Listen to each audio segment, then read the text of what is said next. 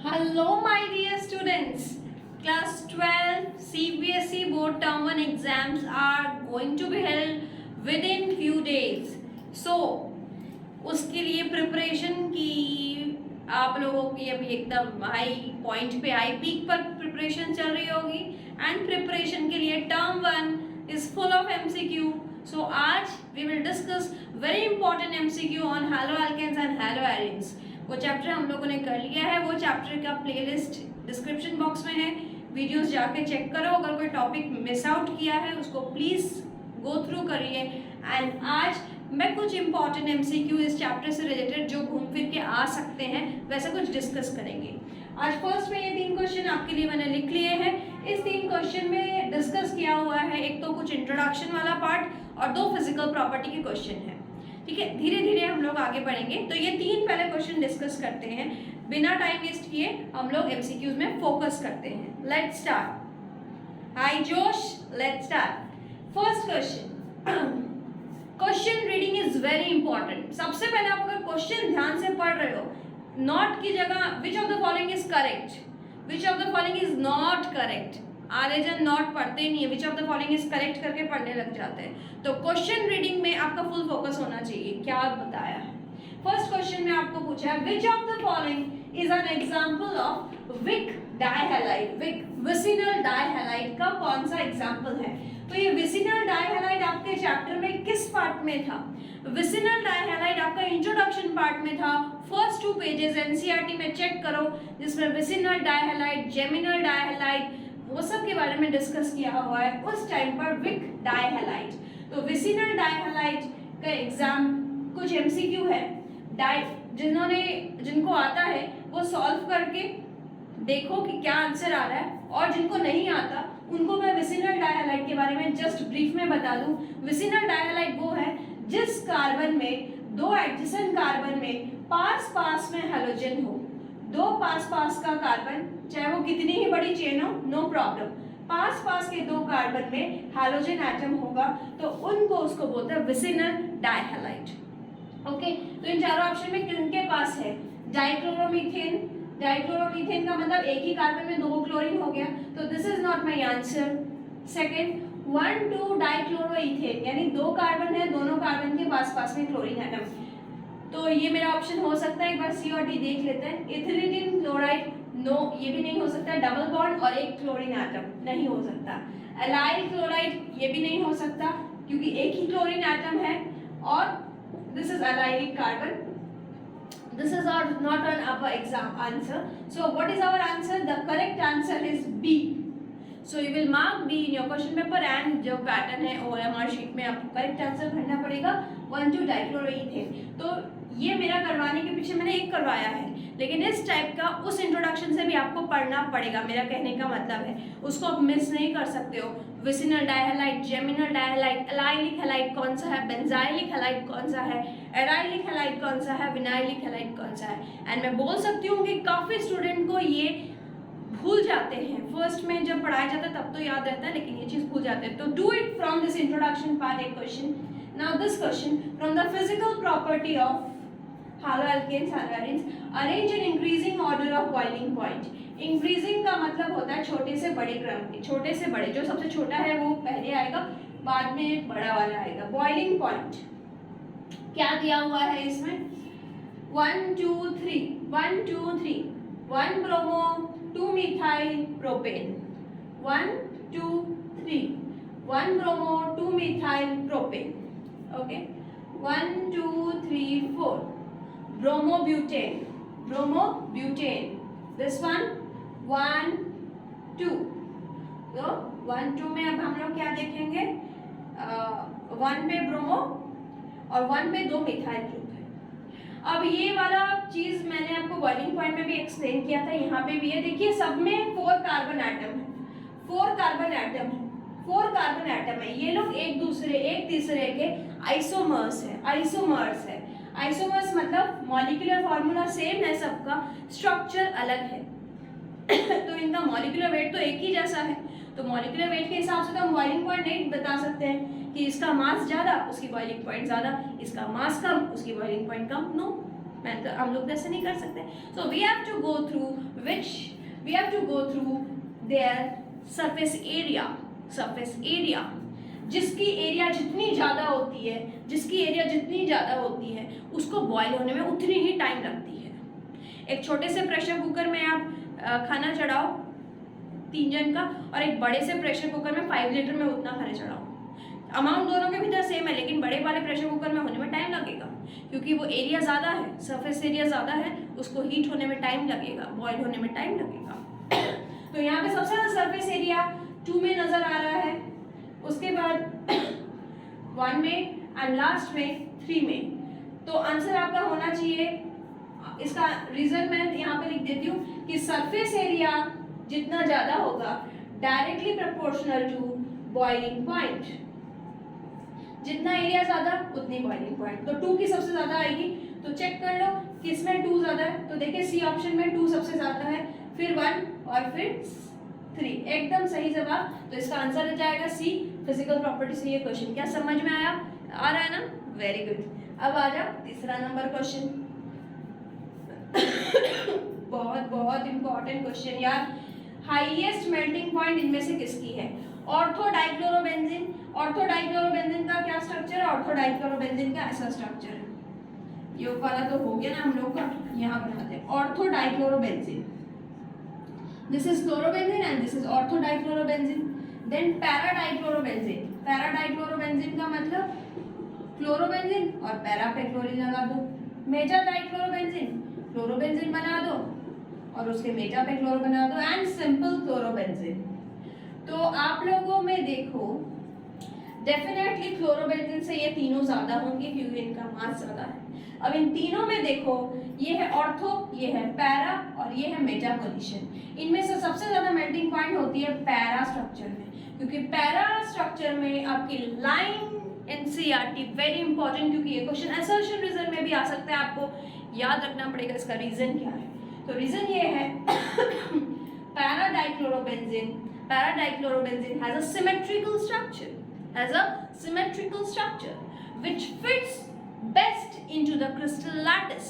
एक crystal lattice में इसकी फिटिंग बेस्ट होती है, जो कि ऑर्थो नहीं हो सकता, मेटा भी नहीं हो सकता. कोई प्लेन के बाहर हो जाता है, कोई plane out of the plane हो जाते हैं. तो best which gets best packed in the crystal lattice para.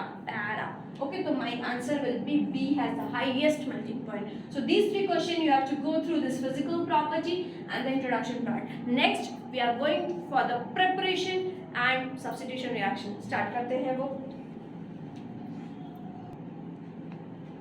तो आइए अगला 3 सेट का क्वेश्चन जिसमें प्रिपरेशन ऑफ हैलोअल्केन्स के बारे में दी हुई है. झट आंसर कर दीजिए, बोर्ड पे क्वेश्चन है. तो पहला क्वेश्चन है, यहाँ एक ब्रोमोब्यूटेन है, उससे ब्रोमो आयोडोब्यूटेन बन रहा है. यानी क्या हो रहा है इस रिएक्शन में? ब्रोमीन हट के आयोडीन आ रहा है in presence of Na acetone. पूछा है विच रिएक्शन, कौन सी रिएक्शन में हैलोजन एक्सचेंज होती है? सैंडमियर, गेटरमैन, फिंकलस्टैन, स्वार्ट्ज. तो आपका हैलोजन एक्सचेंज का रिएक्शन कौन सा है? फिंकलस्टैन रिएक्शन इज अ रिएक्शन जहाँ पे आयोडो कंपाउंड प्रिपेयर होता है हैलोजन एक्सचेंज करने के बाद. स्वार्ट्ज रिएक्शन बहुत जन अगर टिक कर रहे हैं तो वो गलत है, क्योंकि स्वार्ट्ज रिएक्शन में fluoroalkyls are the main product. Alkyl fluoride ज्यादातर स्वार्ट्ज रिएक्शन में बनती है एंड फिंकलस्टैन में iodo compounds are prepared, alkyl iodides are prepared with this Finkelstein reaction. Okay, this is done. ये आपके एनसीईआरटी में भी प्रिपरेशन में दी हुई है. Second question, RX from ROH, यानी अल्काइल हैलाइड बना रहे हैं फ्रॉम अल्कोहल. फर्स्ट प्रिपरेशन जो मैंने सिखाई थी अल्कोहल से RX बनाने की, वो कौन से मेथड से बना सकते हैं? HCl ZnCl2, red phosphorus Br2, H2SO4Ki, both A and B. So your which answer is correct? Yeah, the correct answer is you are correct. The correct answer is both A and B, क्योंकि HCl ZnCl2 भी जो Lucas reagent है इससे भी बनती है, हमारी RX बन जाती है, जिसमें 3 डिग्री RX सबसे बेस्ट रिएक्शन करता है HCl और ZnCl2 की प्रेजेंस में, और रेड फॉस्फोरस Br2 से भी बनती है. लेकिन H2SO4Ki is not the reagent to prepare RX from alcohol. So which answer is correct? Both A and B. Third one is little bit you have to think. What is the correct answer. फिर भी मैंने करवाया है। The alkene that gives only, यहाँ only word बहुत important है, only one monochloro product, जिसमें सिर्फ एक ही क्लोरो प्रोडक्ट बनेगा ऑन क्लोरीनेशन विद Cl2H। तो कौन सी रिएक्शन है, जब मैंने सिखाई थी सनलाइट और क्लोरीन आ जाती है, तो कौन सी रिएक्शन है, सब्स्टिट्यूशन। कैसी substitution, free radical substitution reaction, जिसमें सिर्फ अल्काइल ग्रुप में होता है, एराइल ग्रुप में नहीं होता, सिर्फ एलिफैटिक ग्रुप में ओपन चेन में ये रिएक्शन होती है। हाइड्रोजन हटता है, क्लोरीन जुड़ता है। जितने डिफरेंट डिफरेंट कार्बन होते हैं उतने डिफरेंट डिफरेंट क्लोरीन आती है। हाइड्रोजन हटता है, क्लोरीन जुड़ता है, सब्स्टिट्यूट करना है। तो यहाँ पे यानी चारों में एक ऐसा कंपाउंड है जिसमें सिर्फ एक ही क्लोरीन बन रहा है, ठीक है। यानी ऐसे कुछ हाइड्रोजन है जिनका एनवायरमेंट सेम है, जिनका एनवायरमेंट सेम है। तो देखते हैं 2,2 डाइमिथाइल ब्यूटेन, नहीं इसमें बहुत, देखो इसमें मैंने तो आप लोग को एक नियोपेंटेन आपको बना के बता दूं। नियोपेंटेन का मतलब हो गया आपका 1 2 3 4 5, दिख रही है ना स्क्रीन में ठीक से, ये है नियोपेंटेन का स्ट्रक्चर।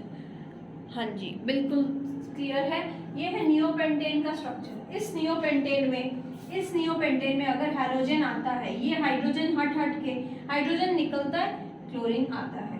तो ये हाइड्रोजन निकल के क्लोरीन आए, ये हाइड्रोजन निकल के क्लोरीन आए, ये हाइड्रोजन निकल के क्लोरीन आए, या ये हाइड्रोजन निकल के क्लोरीन आए, बात तो एक ही है, सब तो एक ही एनवायरमेंट में है, कोई अलग किसी से प्रोडक्ट नहीं होगा। अगर यहाँ हट के अगर क्लोरीन आता है तो इसका जो नेम होगा 1 2 3 तो क्या नाम होगा, 1 क्लोरो 2 डाइमिथाइल प्रोपेन।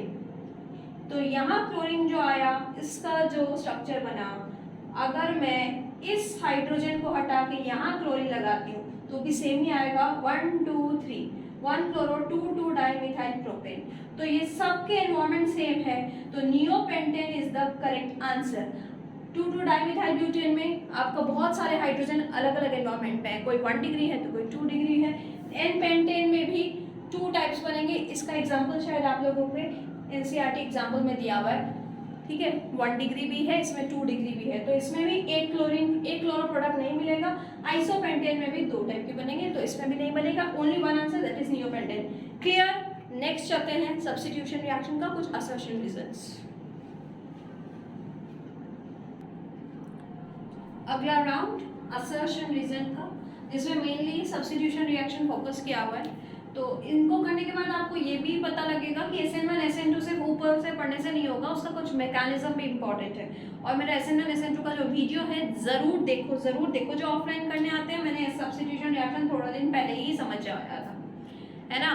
तो स्टार्ट करते हैं फर्स्ट असर्शन रीजन का ऑप्शंस आई गेस आपको पता होगा, अगर नहीं पता है तो एग्जामिनेशन क्वेश्चन पेपर में भी रहेगा, एक सैम्पल पेपर जरूर करके जाना जिसने एक भी नहीं किया, तो पता लगेगा क्या ऑप्शंस है। फर्स्ट असर्शन मींस स्टेटमेंट क्या दिया, SN2 यानी न्यूक्लियोफिलिक सब्स्टिट्यूशन बाई मॉलिक्यूलर जो रिएक्शन है SN2 अकम्पैनिड बाय रेसिमाइजेशन। तो रेसिमाइजेशन का मतलब क्या है, रेसिमाइजेशन का मतलब है जिसमें रेसिमिक मिक्सचर प्रोड्यूस हो रहा है, जिसमें इन्वर्शन भी हो रहा है और रिटेंशन भी हो रहा है, जिसमें कॉन्फ़िगरेशन उलट भी सकता है या जिसमें कॉन्फ़िगरेशन वैसे ही रह सकता है। तो SN2 का मैकेनिज्म उठा के निकाल के देखिए कि SN2 में मैंने क्या सिखाया था, बोलो। SN2 में आपको ये सिखाया था कि न्यूक्लियोफाइल बैक साइड अटैक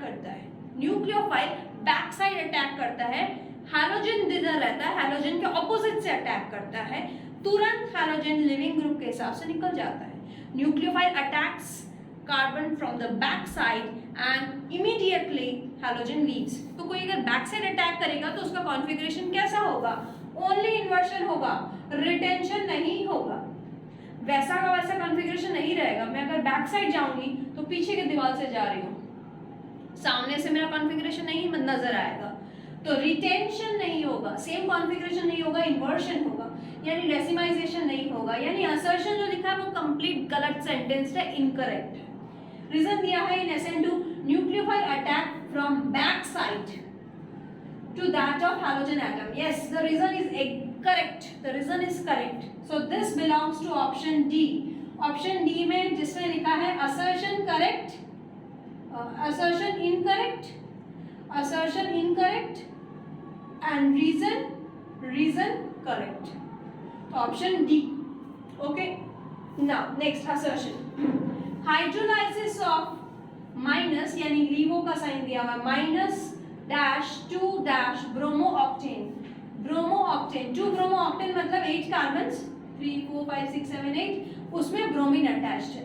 तो this is 1 degree, this is 1 degree 1 2 3 4 5 6 7 8. तो इसमें 1 डिग्री है. जल्दी से सोच के बताओ SN2 का रेट क्या है. तो देखो पढ़ना भी हो जा रहा है साथ में. SN2 का रेट है 1 डिग्री RX सबसे अच्छा करता है, फिर 2 डिग्री RX अच्छा करता है और फिर 3 डिग्री RX अच्छा करता है. तो आपको क्या लगता है ये 1 डिग्री कौन करेगा, SN1 करेगा कि SN2 करेगा? Yes yes yes, it will undergo SN2 reaction और SN2 अंडरगोज इन्वर्शन. ये भी अभी मैंने समझाया. प्रोसीड्स विद इन्वर्शन, हाइड्रोलाइसिस इसका प्रोसीड्स विद इन्वर्शन. तो देखो कितना घुमा के बात कर रहा है ये. SN2 नहीं बोल रहा है, आपको कंपाउंड दे दिया, कंपाउंड को बोल रहा है कि इन्वर्शन. यस ये कंपाउंड इन्वर्शन कर रहा है क्योंकि ये तो SN2 कर रहा है. असर्शन रही सही है. एक एक करके जाओगे. जब असर्शन रीजन आएगा एक साथ मत पढ़ना. असर्शन धीरे धीरे पढ़ के समझना ये सही है फिर रीजन में जाना. Reason the reaction proceeds through carbocation. Wrong. Carbocation formation किस में होती है? कार्बोकेटाइन फॉर्मेशन SN1 में होती है, SN2 में नहीं होती. तो असर्शन सही है, रीजन गलत है. तो this is option C. Option C. Option C में क्या है? असर्शन सही है, रीजन रॉन्ग है, इनकरेक्ट. नेक्स्ट क्वेश्चन की तरफ आगे बढ़े. सबसे मोस्ट रिएक्टिव कौन है SN1? तो मैंने ऊपर वाले क्वेश्चन में ही आपको सिखाया SN1 सबसे बेस्ट करता कौन है. 3 डिग्री सबसे अच्छा करता है, फिर 2 डिग्री, फिर 1 डिग्री. तो जल्दी से क्लिक करके बताओ कौन सा सबसे अच्छा करेगा. ओ सॉरी, सभी 3 डिग्री है. ये भी 3 degree 3 degree 3 degree 3 degree 3 degree. तो यहाँ क्या चेंज है? Fluoride chloride bromide iodide. तो which is the best leaving group? चलो चलिए कौन सबसे अच्छा लीव करेगा? Yes, iodine is the best leaving group. तो D is the correct answer. Iodine is the best leaving group.